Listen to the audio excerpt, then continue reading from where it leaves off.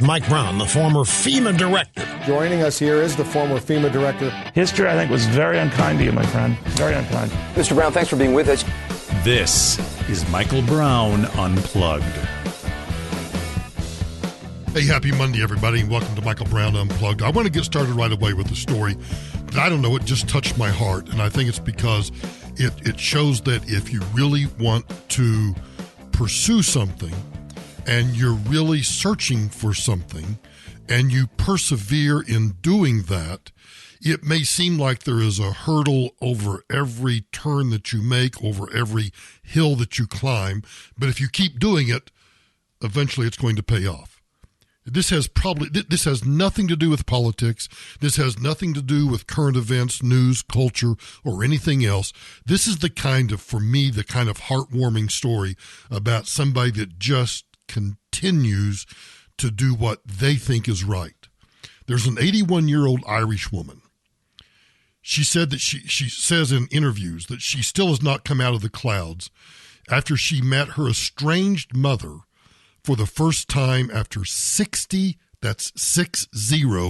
years of searching. Eileen Mackin grew up in a Bethany Home orphanage, and she had never met her birth mother. Last year, having started the searching back when she was 19, she contacted RTE's Liveline and made this public appeal to try to track her mom down. So earlier this year, Ms. Mackin said that with the help of a genealogist, she had managed to find her mother, who was, get this. Now remember, this is an 81-year-old woman looking for her mother. Her mother is 103 years old and living in Scotland. She said that when she found out that her mother was still alive, she told RTE News that just to touch her would mean so much. In an interview, the wait of a lifetime finally over. A mother and daughter reunited after 82 years. Eileen Mackin recently travelled to Scotland to meet her birth mother Elizabeth, who will be 104 this week. She told RTE's Liveline about the bond she felt.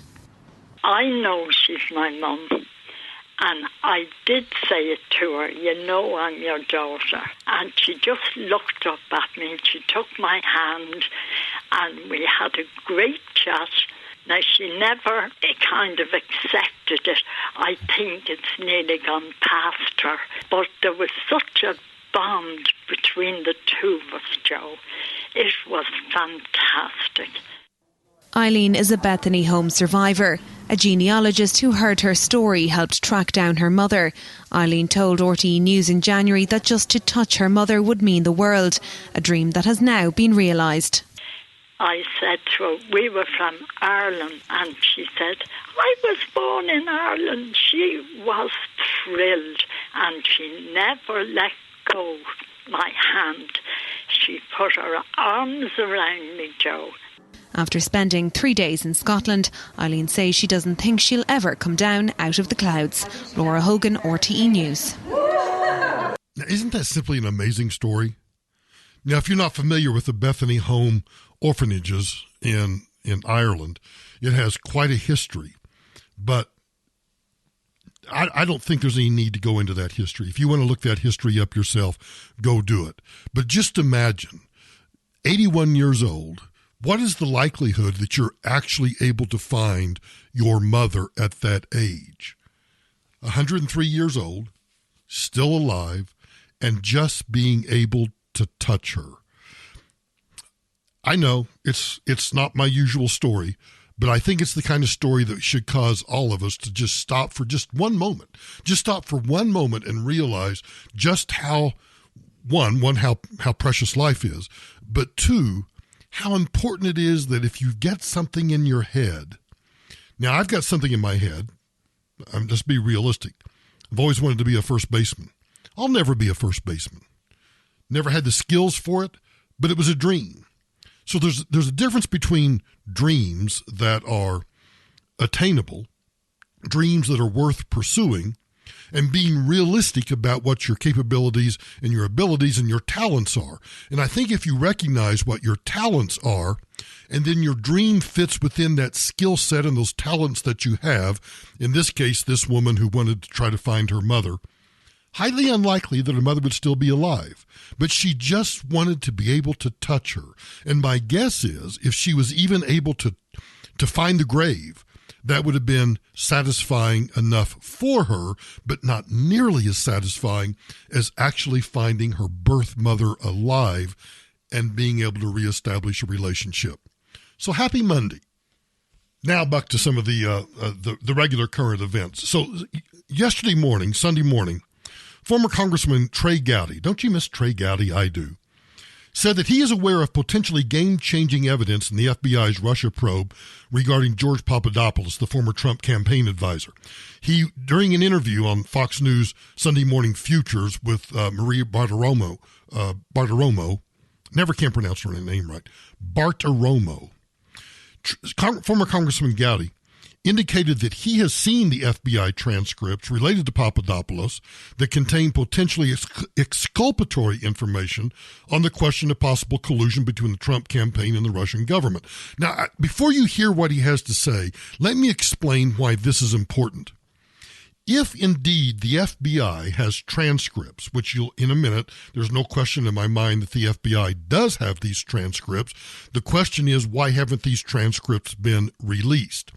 But the transcripts, according to Trey Gowdy, contain exculpatory information on the question of possible collusion between the Trump campaign and the Russian government.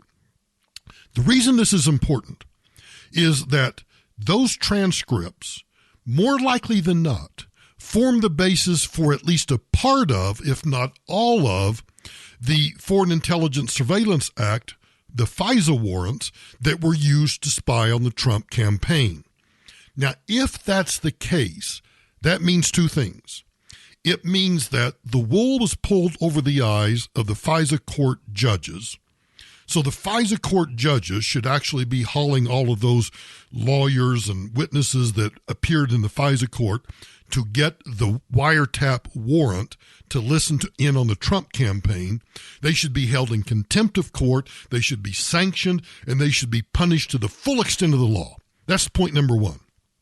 But point number two, which is equally important, it proves my case about why the Attorney General Bill Barr has started this ongoing investigation and has assigned this U.S. attorney from the state of Connecticut that has all this broad experience in prosecuting wrongdoing by government officials, from the CIA to the FBI and others.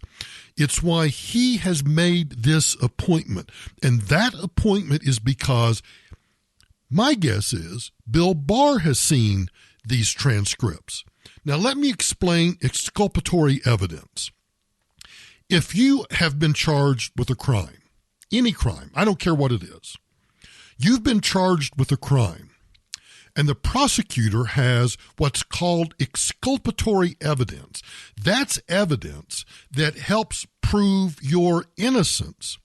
The prosecutors are required to provide that evidence to you because you are entitled to all of the evidence that the prosecutor has when you go to trial that not only proves your guilt beyond a reasonable doubt, which is the standard in a criminal case, but you're also entitled to that exculpatory evidence that shows that you could be innocent. And the failure to provide that exculpatory evidence is the basis for sanctions. It's the basis for findings of contempt of court. It's the basis for mistrials. It's the basis for a reversal on appeal. It is absolutely wrong for lawyers to withhold exculpatory evidence. Apparently, Trey Gowdy has seen these transcripts. There's questions that need to be asked. When did the Russia probe begin? When did it become hopelessly commingled with the Trump campaign? What was the factual predicate? Where are the transcripts, if any, exist between the informants and the telephone calls to George Papadopoulos? Why the defensive briefing so inadequate of President Trump? Why didn't you do a follow-up defensive briefing? That doesn't even get to the whole FISA story in the fall. That's just the spring and summer of 2016. There are lots of questions, and I hope Bill Barr finds someone who is skilled enough to answer them. Yeah, I'm really glad you brought that up. The FBI agent's conversations with George Papadopoulos is because when an FBI agent sends in informants to someone they're looking at, typically those conversations are recorded, right? Those people are wired. Yeah, I mean, if the Bureau is going to send an informant in, the informant's going to be wired. And if the Bureau is monitoring telephone calls, there's going to be a transcript of that. And some of us have been fortunate enough to know whether or not those transcripts exist, but they haven't been made public. And I think one in particular it has the potential to actually persuade people. Very little on this Russia probe, I'm afraid, is going to persuade people who hate Trump or who love Trump. But there is some information in these transcripts that I think has the potential to be a game changer if it's ever made public. You say that's exculpatory evidence. And when people see that, they're going to say, wait, why wasn't this presented to the court earlier?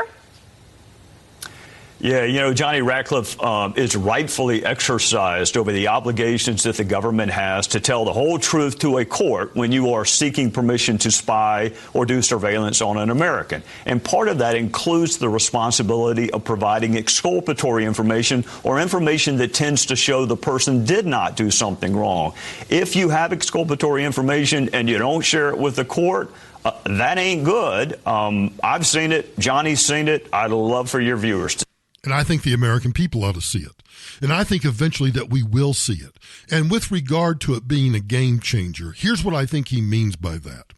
We have spent, as a nation, in fact, the world has watched us for the past 2 years, just imploding, just going after each other's throats. The media just incessantly, and I don't care whether it's on the Fox News side defending Trump or it's on the CNN, MSNBC side that were excoriating Trump.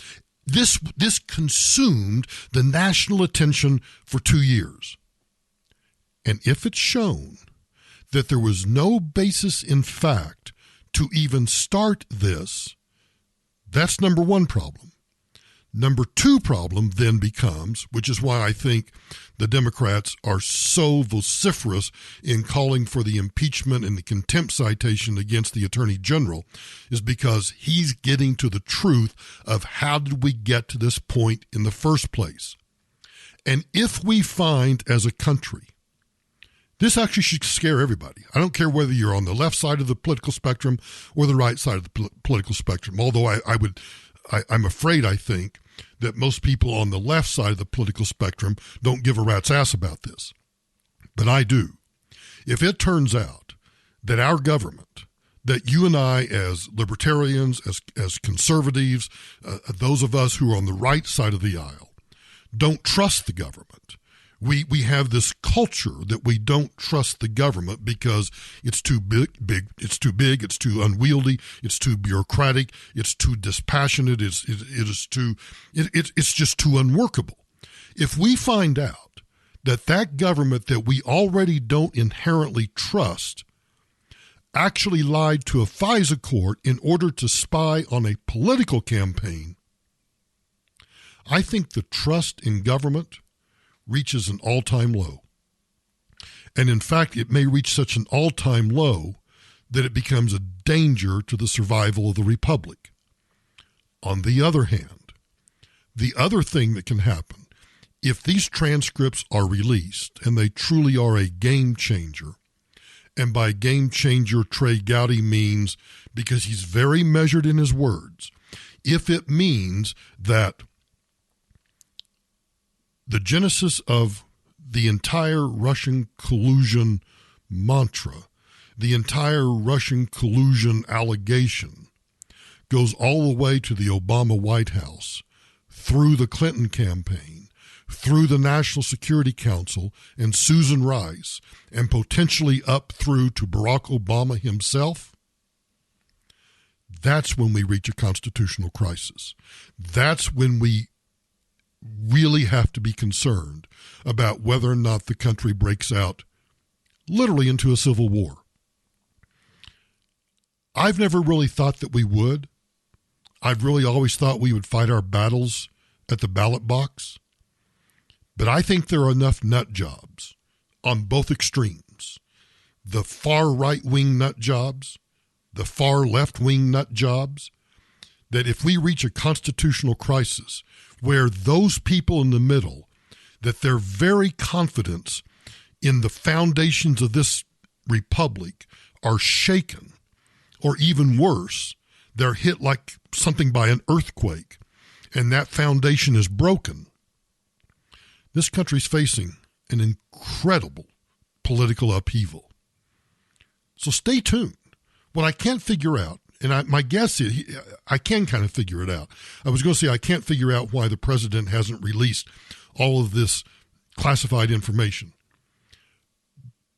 But when I hear this, it makes me think the smart thing to do is for the president to step back, let the attorney general and that U.S. attorney from Connecticut conduct the investigation, and then if criminal indictments come forward, let those come forward, and then if at that time he wants to release all of the classified documents, do so. But let the Attorney General make his investigation first. Now, we're entering the political season. The first primary, let me correct that. I think the first Democratic debate will be in June. The first primary is probably not until later in the year. But if this turns out to be as bad as I think it's going to turn out to be, and we're going to find out that the genesis, the beginning of the entire Russian collusion was based on falsehoods and lies, and the FISA court wasn't told about that, the American public wasn't told about that, we lose confidence in the Department of Justice, we lose confidence in the FBI, we lose confidence in the government at large, and I think it shakes the foundation of this country. I really do believe that's what we're facing. And I think that's why Bill Barr just has this kind of even keel, I'm not going to get upset, I'm not going to show up, I'm not going to testify, I'm just going to investigate, and wherever the investigation leads me, if you're a law enforcement official listening to this podcast, you know that you let the evidence take you where it takes you. You may go in with some preconceived ideas, but you follow the evidence. And I think that's what Bill Barr is doing, and I think it's going to scare the bejesus out of a bunch of Democrats. So speaking of the Democrat primary, Democratic presidential candidate Kirsten Gillibrand was on Face the Nation on Sunday. And I had just gotten back from taking Greta the Leonberger. By the way, if you haven't followed Greta the Leonberger, you can follow her on Instagram, Greta the Leonberger. But I just gotten back from taking her for a walk when I just happened to catch Kirsten Gillibrand talking on Face the Nation. And she said this.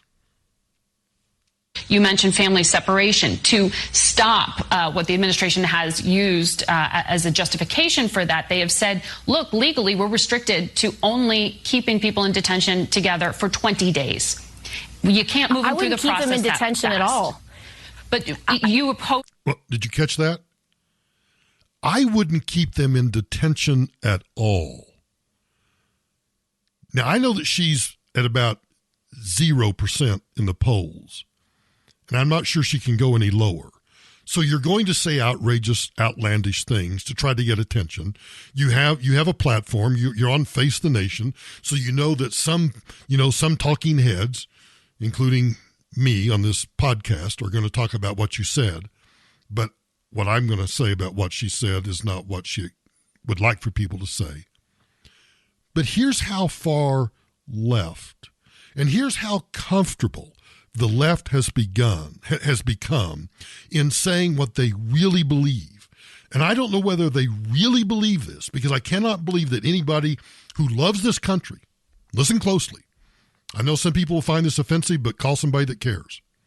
If you truly love this country, you would support legal immigration, and you would do everything you can, if you're a humanitarian, You would do everything you can to help people in their home countries and not encourage them to line up with the mules and the cartels and whoever else, the human traffickers, whoever is bringing these people from Central and South America all across Mexico or from anywhere else in the world.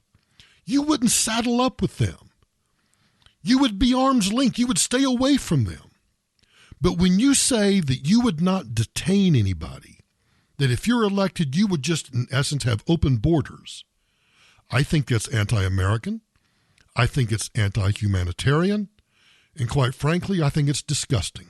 Even what the Obama administration did in terms of keeping families together or keeping them together for a longer period of time in detention? I wouldn't, as president of the United States, I wouldn't use the detention system at all. In fact, what I would do is actually fund the border security measures that are anti-terrorism, anti-human trafficking, anti-drug trafficking, and anti-gun trafficking. And I would... Oh, she got them all in, right? Anti-terrorism, anti-human trafficking, and anti-gun. Oh, she would enforce those. So where? Let me ask the good senator, the junior senator from the state of New York, if she were listening. If you're going to fund anti-terrorism, anti-human trafficking, and anti-gun, where do you stop that? How do you determine who is until they get here and until you're able to interview them and analyze them? How do you determine whether they are terrorists, dealing in human trafficking, or trafficking in arms? You can't. She would just let them in. But she wants to, because she needs to at least appear to be reasonable.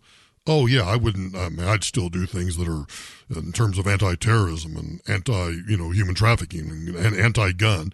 So there are 3 points for her base to try to soften the blow that, yeah, I'd just open the floodgates.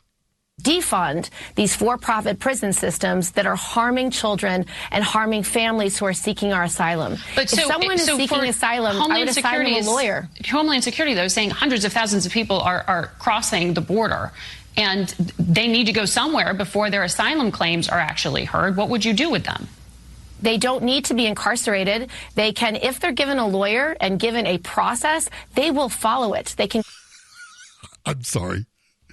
If they're given a lawyer and they're given a process, meaning if you're given a summons and a notice to appear in an immigration court, 2 years from now, because that's how long it would take to process it, they'll show back up. Who's she lying to? We have all the statistics in the world that show that most of them never show back up for court. They never show up for court. And in fact, the ones that usually do show up for court are the ones that have been arrested on, serial murder charges in Dallas, drunk driving charges in Denver, murder charges in Los Angeles. That's when they show up for court. They don't show up for court because they've been told to appear in front of an immigration judge. This is the insanity that's going on in the politics. And just a footnote real quick. This is Monday, May 20. It's kind of interesting because on the radio I never gave the dates because I want the podcast to be evergreen. But for a reference point, if somebody's going back and listening to this podcast, a week from now or a year from now, it's Monday, May 20th. This is just the outer edges. This is like a hurricane that's kind of left the Horn of South Africa and it's making its way to the United States, and just those first few low pressure bars are beginning to hit, say, the Outer Banks. They're just beginning to hit Miami-Dade County. There's a little bit of rain. There's a little bit of storm. There's a hurricane coming. The same is true with the Democrat primary. This is the absolute reality show that you and I are going to be able to watch once these now 24 candidates start trying to see how far to the left they can move, while Joe Biden tries, because I don't think he'll be able to, tries to maintain his lead and try to maintain his stance above the fray. Yeah, it's going to be nothing but a cluster. And truthfully, I can't wait to watch. Into the community in the way we used to handle these cases under the Department of Justice. Wow. Okay, Senator Gillibrand, say whatever you will. Try to convince us. But the bottom line is, you just want to open the floodgates. You just want to open the borders and let anybody in. Oh, you throw in the words about terrorism and human trafficking and guns, but there's no way to differentiate those people if you open the floodgates. You have to have, not to be crude here, but you have to have some sort of cattle chute to push these people through in order to figure out, okay, good person, bad person, legitimate asylum, non-legitimate asylum. You have to do that. And the open borders people, truthfully, are going to destroy the country. Man, I started out on such a positive note. It didn't take me long to skid down into this, did it? And, speaking of Joe Biden, so he held a rally over the weekend. And I don't know whether I think he held a couple of rallies over the weekend, but his announcement rally, or at least one of them, drew about 2,200 people. But if you don't think that Joe Biden, who's trying to claim the middle, who's trying to stay above the fray, if you don't think that at some point, and I don't know that he's going to crash and burn, but I do think, a lot like Beto O'Rourke, I do think he's going to start sliding in the polls because he's at the top of the heap right now, and everybody's going to be attacking him on the Democrat side. And he doesn't have that stand. I can't think of the right word, but you know how President Trump, when we had 18 presidential candidates running on the Republican ticket back in 2015, 2016, Donald Trump was able to differentiate himself because, well, he was just unlike all the others. All of these people on the Democrat side right now, they're all milquetoast. They're all just running to the left. And creepy old Joe Biden is turning even creepier when he tries to convince people that, well, the economy, let's see, what do we have? We've got wage growth, lowest unemployment in different ethnicities, black unemployment, Hispanic unemployment, white unemployment. We've got reductions in food stamps. We've got growth in GDP. We have all of these things, most of which, in fact, I would say almost all of which, is attributable to two things. It's attributable to, actually, I'll add a third one in. Two things, and then the third one, which is kind of a peripheral reason.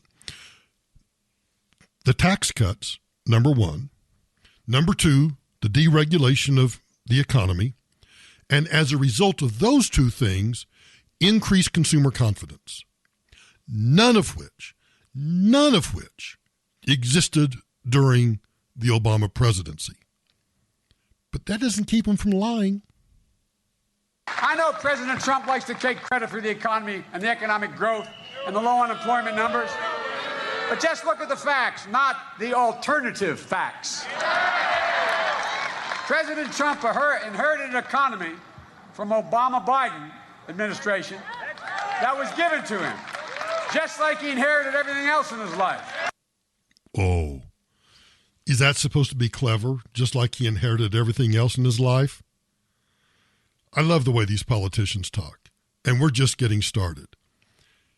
How quickly we forget just how bad, remember how many times we were told that 1.1% GDP growth, that stagnant wages, that high unemployment, that skyrocketing use of food stamps, that was the new normal? That's what we were told in the Obama administration.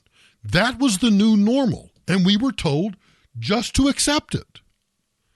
And now we have Joe Biden out on the campaign trail trying to convince you not convince you, but trying to convince the Democrats that are listening to him that, yeah, we had a really good economy.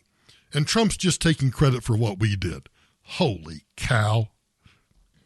This next story is kind of a sad story. Not really. Some people might think it's sad, but I don't think that it is. There are several people that listen to the radio program, that still listen to the podcast, that would I never really read Salon magazine, salon.com. It was once a magazine, then it turned into a website. I never really read it. And I primarily didn't read it because it was so far to the left. It was just so patently absurd that it was almost a parody of itself. I just a caricature of itself. It was pure parody. Well, Salon Media Group, a one-time digital darling, according to the New York Post, has fallen on hard times. It lost its CEO the past 3 years last week and appears to be on the brink of a deal to sell itself for a fire sale price of $5 million. The struggling company said in an SEC filing on May 8 that it had reached a deal to sell itself to a company called Salon.com LLC. The filing, according to the Post, contained no further info on the mystery buyer or buyers, but said the deal would only require a $500. Now remember, it's a $5 million purchase. The deal requires only a $550,000 payment at closing. $100,000 would go to an escrow account, and $500,000 was already paid as a deposit. And the remaining $3.85 million would be payable by a promissory note payable in 2 installments over 2 years. Now, even with those clearly favorable terms, the New York Post says that Salon issued a dire warning in the filing. There can be no guarantee that the asset sale will be completed, and if not completed, we may have to file for bankruptcy and liquidation. Now, I want you to remember, in 1999, Salon.com went public with a valuation of $107 million. So for $5 million, you could buy it, put together a small investment group and buy it if you needed a tax write-off. The two guys that buy it think they can turn a profit in 1 year. I doubt it. Here's what I think's happening. I think we're in the matrix right now. And the matrix is going like this.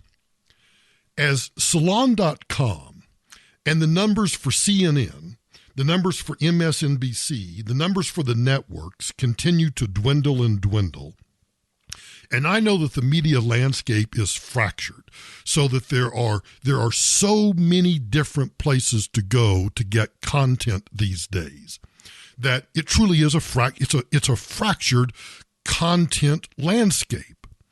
But I think that as all of those numbers I just described continue to diminish, not just year over year, but month over month, the numbers just are in a downward trend. I think that you and I, those of us who are right of the political spectrum, I think you and I are being fooled. We're being fooled because the media and all of its different iterations, the late night shows, Saturday Night Live, the networks, the cable news shows, newspapers, all the websites, all of them are so noisy, so loud that they've convinced us, despite all of these dwindling numbers, that America is not a right of center country, and that we actually buy the idea of nationalized health care, that we buy the idea of throwing capitalism out the window and adopting a socialist central planned economy. They've convinced us of that because they're the squeaky wheels. They're the ones that are screaming at the top of their voice. Meanwhile, average Americans who still believe in traditional American values are being drowned out, even though, in terms of raw numbers, they're still the majority. And I think that's the matrix that we live in. We live in this time when somehow we are being convinced on an almost daily basis that we are becoming the minority. And by we, I don't mean white conservatives. I don't mean black conservatives or Hispanic conservatives or Asian conservatives. I mean conservatives. I mean people who believe in traditional values, the Bill of Rights, the Constitution, those traditional American values of a free economy, a free market. I still believe that most Americans, the vast majority of Americans, still believe that. But the Salon story, I mean, if Salon can't make it, if they go from an evaluation of $107 million 10 years ago, and now they're down to, yeah, we'll buy it for $5 million. We'll give you $550,000 as a down payment, and we'll pay you a couple of times over the next 2 years. And if not, we'll liquidate it. Who cares? That's proof, in my opinion, that it's why left-wing or liberal or progressive talk radio doesn't proliferate. It's why Tom Hartman is pretty much the only voice out there on the left in terms of radio. Oh, you can still find progressive talk on podcasts in other places, but it just seems to me this matrix. We're being convinced that we're the minority when we're really not. And I think the Salon story is a great example of that.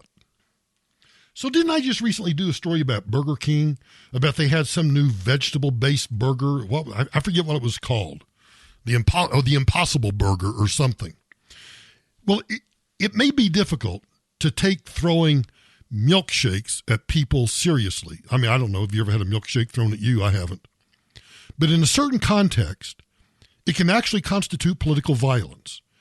And it will inevitably lead to an escalation of violence. That's the context in which the ever so woke Burger King organization is now encouraging a bunch of dumbasses to throw its milkshakes at people they disagree with. In a tweet from Burger King UK, United Kingdom, they tweeted this: "Dear people of Scotland, we're selling milkshakes all weekend. Have fun. Love, BK. Hashtag just saying."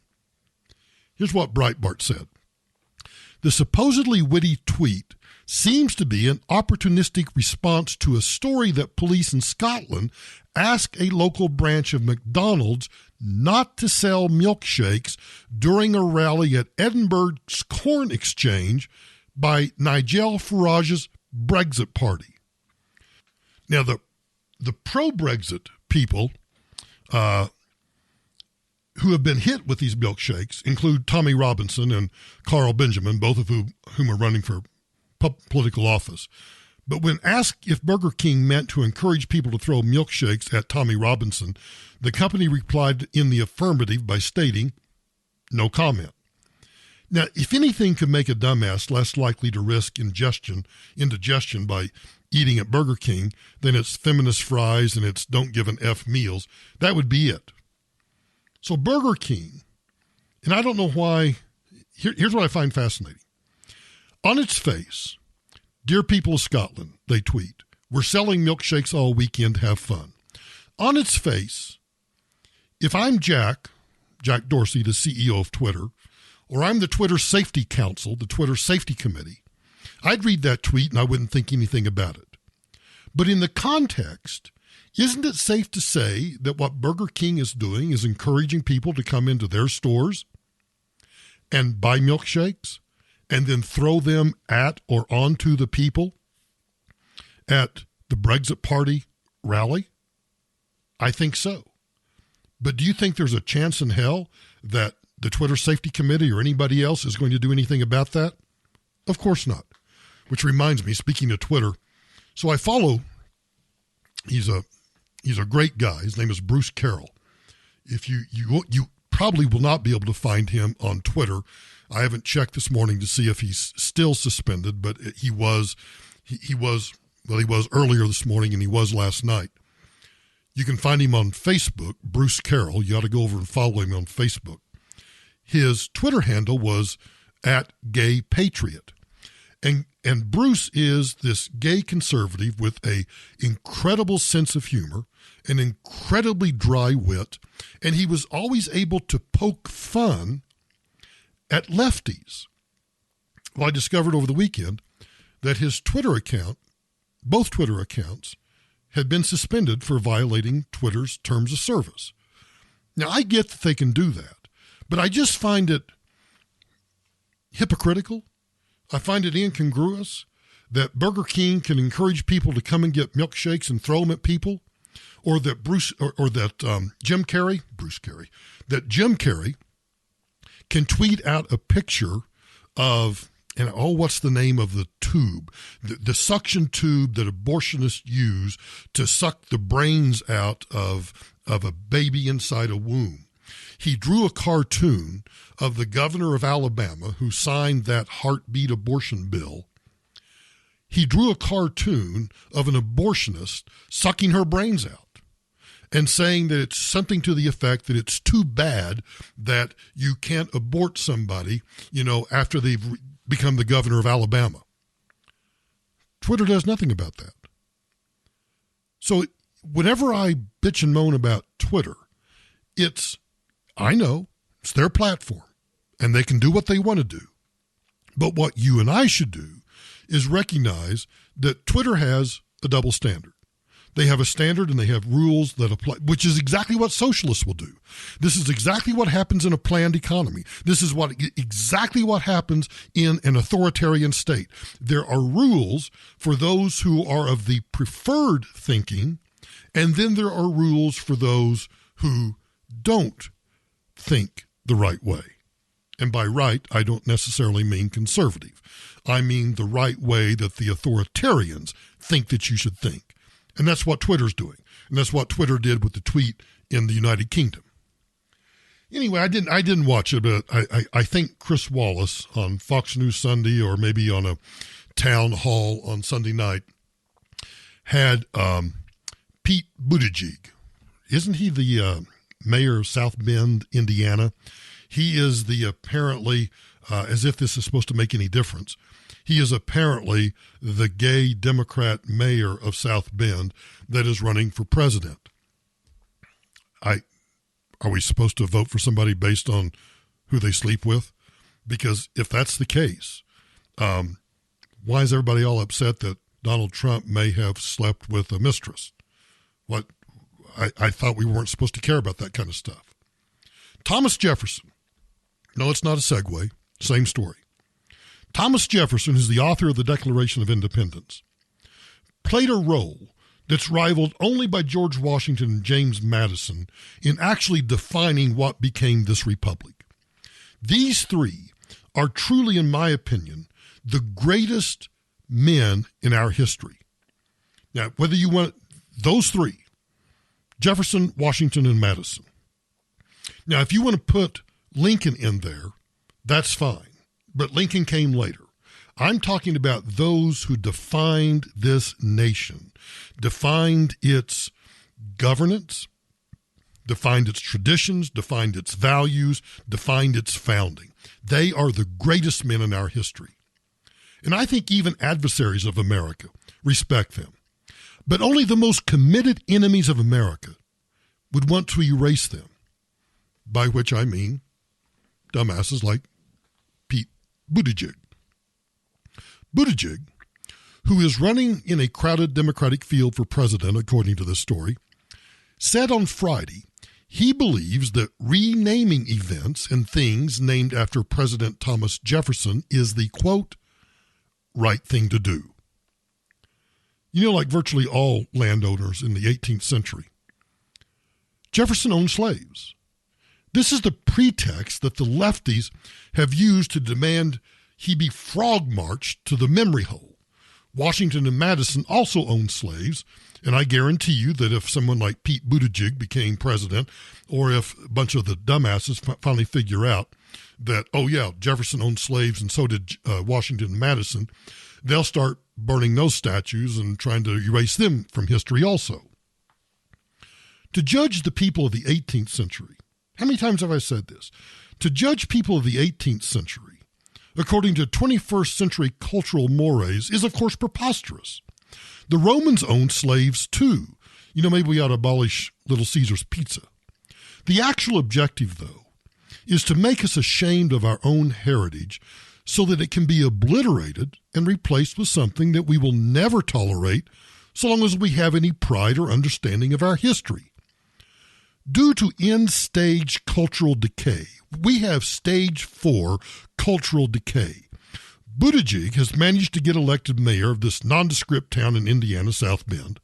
He's running for the presidency on the strength of the media's adoration of his, I guess, self-avowed homosexuality. I thought we weren't supposed to care about that. But evidently, calling for Thomas Jefferson to be unpersoned is, I guess, his weak attempt to outflank other Democrats on the left. Now, they're going to respond by continuing to escalate this dumbassery of trying to erase our history. Already, they've left all reasonable people behind in their race toward the farthest limits of the lunatic fringe. So I don't know. I didn't watch the town hall with Chris Wallace and Pete Buttigieg, but all I need to know about Pete Buttigieg is that he's just one of the liberal fascists, in that he wants to erase our history. We should not judge. We should look at our history, warts, pimples, and the good things. We should look at all of our history and learn from it. And we should also recognize that if you want to establish an authoritarian government, authoritarian control over a society, what do? You erase their memory. It's like Men in Black. You just take that little gadget they had and you flash it in people's faces, except in this case, it's the equivalent of book burning. Let's get a couple of taxpayer relief shots in. The first one comes to us from Garden Grove, California. Apparently, a 20-year-old stabbing suspect was shot and killed by the Popo in Garden Grove. The story goes like this. And, Michael, tonight, Garden Grove police tell us that officers initially responded to what they thought was a homicide call based on what a caller told their dispatch. Well, they quickly realized that wasn't the case. But as you mentioned, we talked with the suspect's cousin, who says police shot and killed him after he stabbed her. A quiet night quickly turned deadly. Garden Grove police responding to this home on Wilkin Way, where officers shot and killed 20-year-old Andrew Giovanni Mesa. Punched his mom in the face before he had stabbed me. Mesa's cousin, Gabriela Reyes, says she returned around 2 this morning and found Mesa involved in an argument with other relatives. She says her mom warned her to be careful around him. Then he attacked her. That's when he grabs me by his left arm, and with his right arm, he starts stabbing me. She says he took repeated swipes at her with the knife. I feel like I'm getting stabbed multiple times, and I feel like I can't breathe, like I'm bleeding. I don't know. I'm just in shock. I don't know what's happening to me. She broke free and ran, and as police showed up, Reyes says she heard them shouting, "Put your hands up." Police say they found Mesa near the front of the home. Reyes tells us that's when she heard the gunshots. Like 5 gunshots, and then that's when I knew it was over. Ultimately, she suffered just 1 stab wound, crediting her sweater with protecting her. After the gunshots, I was still yelling, "Help, help," with my hands up, and I didn't know what to do. I waited until the cop came to me, and I undid my sweater, and thankfully none of the stabs went through. It was only one that went through my armpit over here, and I just got stitches. And right now, police have not yet made it clear whether Mesa was holding the knife when officers confronted him, but they tell us they did recover a knife at the scene, and the Orange County District Attorney's Office is now taking over the investigation into this deadly officer-involved shooting. Now, it may be a deadly officer-involved shooting, but you have someone who's already killed somebody, attempting to stab somebody else, refusing to put their hands down. I think it's a justified homicide. I think it's a good cop shooting. And for those of you, and probably not many in this audience, but for those that might question, well, why didn't the cops taser or do something else? This individual's already killed somebody, stabbed somebody to death. They've stabbed somebody else. What are you supposed to do? I mean, I read a story over the weekend. And it was about, it's an old story that I'm trying to see what's happened before I bring it to you. Somebody tweeted it to me. But it was an old story about somebody who had it was a good shooting in terms of a taxpayer relief shot. But as I read the story, people kept saying, why did they have to shoot? Why did they have to use a gun against these kids that had broken in to the house? And I kept thinking, and it was a grandfather talking about his grandson. Can you imagine waking up, you've got 2 teenagers who have broken into your home, what are you supposed to do? Are you supposed to just say, hey, guys, wait a minute. Don't make a move. Stay right there while I call the cops. If you have a gun on you, don't pull it. No. Someone's broken into your house. You have to make an instantaneous decision that, am I in a reasonable fear of my life? You know, if it's 2 o'clock in the morning, someone comes crashing through my front door, I can safely assume that you're there to do me harm. Now, if it turns out that you've got the wrong house, if it turns out that you're just drunk and you've just crashed into the wrong house and I shoot you dead, yeah, still a good shooting. Because I have no obligation to wait and see if you're a danger to me.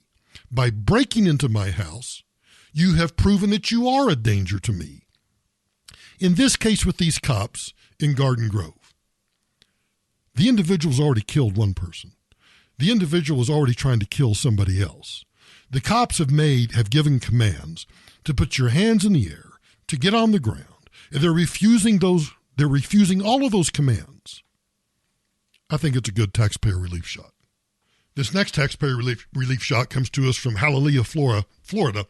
An 80-year-old man was defending himself when he shot a robber Friday in Hialeah. Ernesto Del Monte was leaving the Royal Arcade in the 54, it doesn't make any difference where it was, when he was approached by 73-year-old Julio Perez Delgado. So you got an 80-year-old guy defending himself. I'm sorry, I shouldn't be smiling about this, right? You have an 80-year-old man defending himself against a 73-year-old man. Perez Delgado sprayed Del Monte with pepper spray, punched him while demanding money. So Monte responded by shooting the victim multiple times. Sometime later, somebody called 911 to report a man with gunshot wounds. He was transported to the hospital where he is still listed in critical condition. I just kind of enjoyed that one because it's like, okay, you got two old farts. It doesn't have to be a bunch of teenagers. It doesn't have to be a bunch of, 20-something thugs. It's an 80-year-old man defending himself. I like that one. And this next taxpayer relief shot, I think to every parent, there's a lesson here. Houston, police say that a homeowner wrestled a gun away from a home invasion suspect in a bizarre series of events. KTRK television reports the homeowner told the Popo that he saw the suspect entering his 13-year-old daughter's room with a gun. The homeowner says he confronted the man and wrestled with him to get the gun. According to the Popo, the homeowner was able to get the gun and shoot the suspect. The police say the suspect then ran downstairs, took a knife, and began stabbing himself. When the police arrived at the home in North Bel Air Estates, the suspect was taken to the hospital where he was pronounced dead. Good for this father. Can you imagine? I just want you, another reason why we do these taxpayer relief shots is I want you to recognize that this is real life. This is what really happens out there in the real world. Can you imagine the fear of you wake up, there's a noise, and you see some dirtbag with a gun going into your 13-year-old daughter's room? Of course. Now, I don't know whether the homeowner had a gun of his own or not. It's not clear from the story, but it appears that he did not. So he had to wrestle the gun away. I can't even imagine being in that situation. So Fran Lebowitz, who's an American author, she's quite frankly, I didn't even know that she was still around. But she was on the Bill Maher show recently. And she suggested that Donald Trump should suffer the same fate as Khashoggi. Now, you may recall that Khashoggi was this putative reporter that did an occasional bit of writing for the Washington Post. He went to the Saudi embassy in Istanbul, never to leave, and apparently was murdered inside the Saudi Arabian embassy, chopped up into little pieces and never seen again. So Fran Lebowitz goes on to Bill Maher's show. Where are you on impeachment? Yes, no? I change my mind from day to day. I mean, where am I on impeachment? Certainly he deserves to be impeached. I mean, deserves. I know. We all think that. But impeachment would be just the beginning of what he deserves. Not even scratching the surface of what he deserves. But it's a practical matter.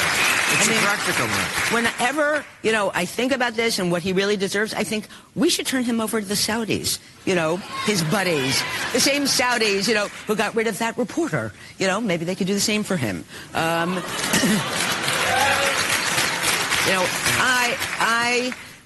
I don't know. I think at this point I do feel that we should.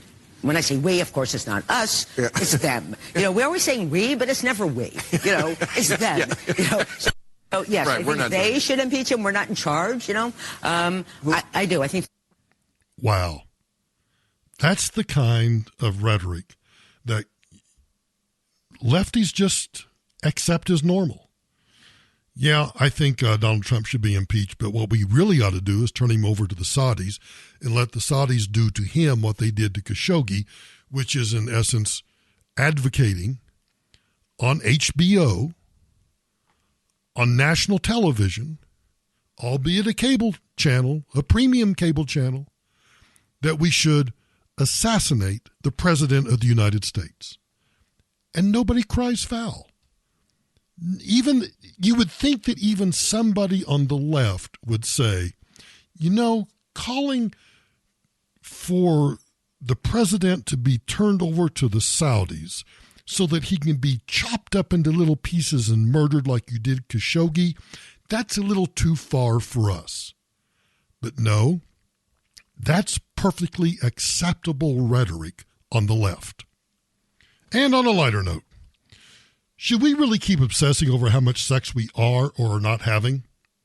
In a December 2018 cover story for The Atlantic, they were warning that Americans, millennials in particular, are having so little sex that senior editor Kate Julian soberly framed the drop as a sex recession. Wow, a sex recession. But according to a 2017 study led by Jean M. Twing, a psychology professor at San Diego State University, Julian's piece also highlighted evidence from the 2016 General Social Survey conducted by the University of Chicago. That survey found that millennials report having fewer sexual encounters on average than the two generations before them. Yeah, I'm looking at you guys. And millennials aren't the only cohorts facing a decline. From the late 1990s to 2014, sex for all adults dropped from 62 to 54 times a year on average. Okay, you do your own math. I'm not going to do your math for you. The research showed a decline in sex mainly among white, middle-aged married couples. You know why? Because we're all stressed out. That's why. But the fear of a sex recession, according to this story, this is from Berkeley. This is from an article out of Berkeley. The fear of a sex recession is misdirected. A drop in sexual encounters from 62 to 54 times per year means the average adult is still having sex more than once a week. Current research suggests that having sex more than once a week does not have any positive impact on relationship satisfaction. Less than once a week can bring down satisfaction, but more sex does not necessarily improve it. According to Carlson, the amount of sex is a weak predictor of how satisfied you are with your sex life. In other words, not only are the concepts of quality and quantity distinct, but there is little relationship between the two variables. I should do a study on correlation and causation based on that. A pizza guy. Did you order pizza over the weekend? This video shows a delivery man playing it cool until the elevator doors close. Now, I don't know why. Do you ever get on an elevator and, I tend to do this. Call it paranoia or just call it situational awareness.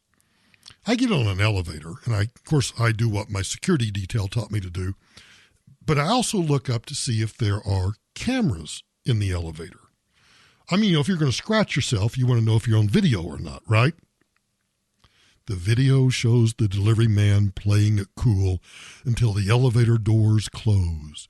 Once he is seemingly alone, he quickly crouches on the floor, opens the pizza box, and begins picking toppings off the pizza from equal parts of the pile. He proceeds to shovel handfuls of deliciousness. Wait a minute, it's from Domino's, so I'm not sure it's... Isn't it Domino's? Yes, it's Domino's Canada. So I'm not sure deliciousness and Domino's goes into the same paragraph. Much to his dismay, however, a doorman was watching him on the camera the whole time.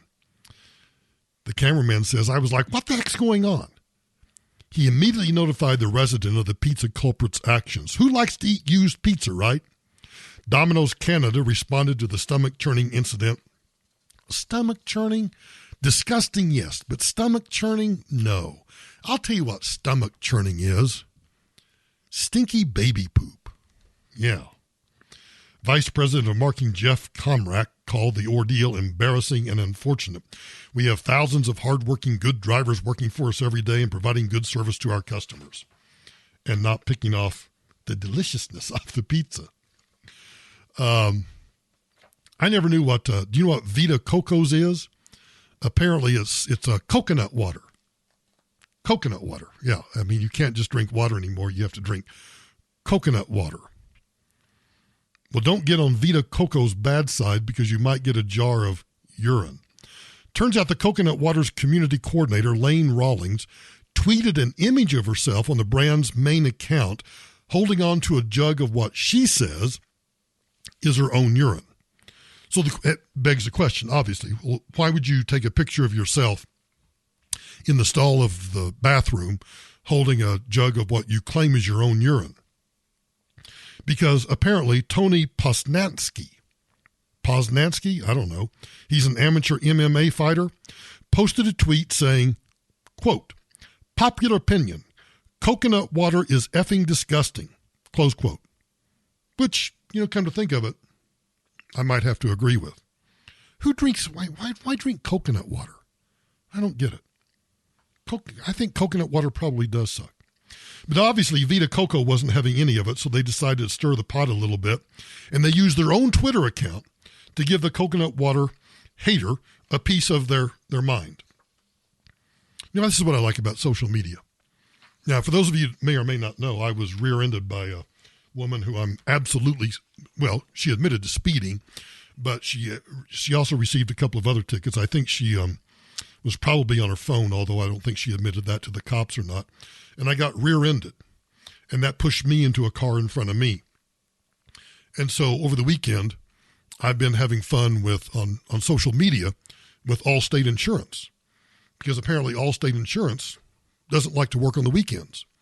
So I tweeted out something to the effect that, you're in good hands with Allstate, Monday through Friday only. Yeah, everybody's okay. As far as I know, everybody's okay, but my brand new BMW is probably totaled. But anyway, I like companies who are able to have fun with their own brands on social media. But I also like companies that when you tweet to a company on social media that, hey, you're freaking Allstate, you're not open on the weekends? What's up with that? Germany may introduce a mosque tax. Now think about this. The German government has been displacing its own citizen. At one point, I think Germans have imported more than 1 million almost exclusively Muslims in a single year. But now it wants to mitigate that damage with a mosque tax. The idea, I guess, is to limit the perniciousness of mosques, which are, quite honestly, beachheads for expansionist Islam. Support is growing, according to the story. Support is growing in Germany for a mosque tax to make Islamic institutions less dependent on potentially anti-democratic or radical foreign funding sources, according to a media report on Sunday. The solution to every problem a liberal government like Merkel's causes is to throw money at it. Didn't I just do a story last week about throwing money at problems is not the solution? According to this article, the tax would be an acknowledgement that mosques are injecting toxins into Germany. A spokesman for the Interior Ministry at Baden-Württemberg state had also pointed to the threat of outside influence on theological content and political opinion. In the worst case, the spokesman had told the newspaper, this included radical Islamic or anti-democratic content or aspirations. Maybe what they ought to do is just not allow as many radical Islamists into their country. And, they're going to do the tax anyway because, after all, it's Germany. Yeah. Hey, thanks for listening to this edition of Michael Brown Unplugged. Here's my plug for Michael Brown Unplugged. We're now up on iTunes. So if you could go over to iTunes, if you're in iTunes, if you listen to podcasts on iTunes, if you could go over there and subscribe and leave a review and a 5-star rating, well, the check's in the mail. So we are up on iTunes. Just search for Michael Brown or Michael Brown Unplugged, and you can subscribe there and just get it automatically downloaded to your podcast app. And then I'd also ask that you go to michaelbrowntoday.com, michaelbrowntoday.com, because you can also listen to the podcast there. And then across the bottom of the homepage at michaelbrowntoday.com are all of my social media platforms. So if you want to subscribe to YouTube, you can do that. If you want to follow on Facebook and join the Facebook group, you can do that on michaelbrowntoday.com. And you can follow me on Twitter and Instagram, all of which I'd appreciate you doing. So thanks for listening to today's podcast, and I'll talk to you again tomorrow.